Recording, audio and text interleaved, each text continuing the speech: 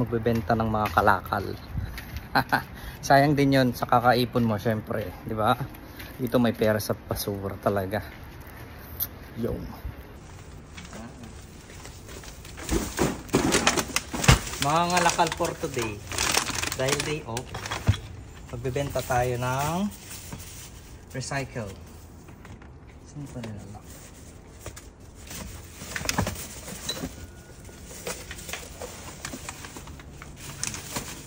Let's see, tignan natin kung magkano.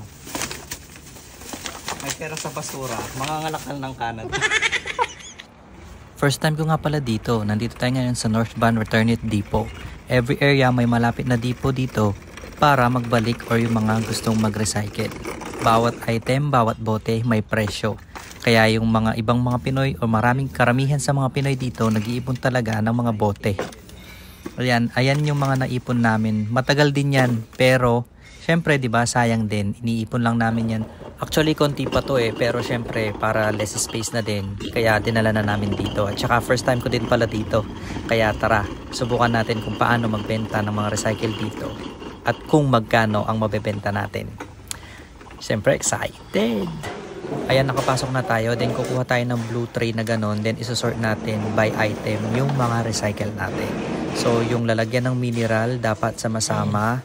Yung Coke in can or Pepsi basta in can dapat magsama-sama. Lalagyan ng Coke dapat sama-sama. 'Di ba na sinasort para at least kahit papaano madali nang ibenta. Marami-rami na din yan actually, pero kung susumain nyo yung mga kasabayan namin, grabe, isang buong likod ng sasakyan nila as in nakahiwa-hiwalay na.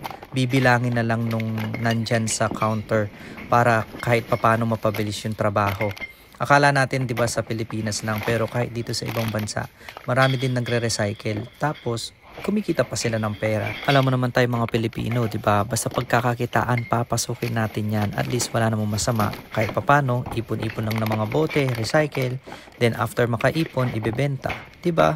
Magkano man 'yan, at least pandagdag pa rin 'yan sa mga gastusin. Lalo na dito sa abroad.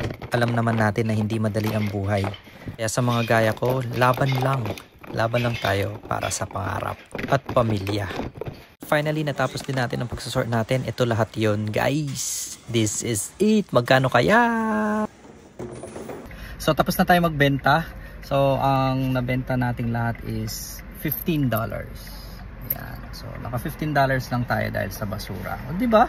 Ipon-ipon lang ng mga bote or recycle. Then, after, punta dun sa recycle area, no? May respected area para dun mo ibenta. So, $15 lahat.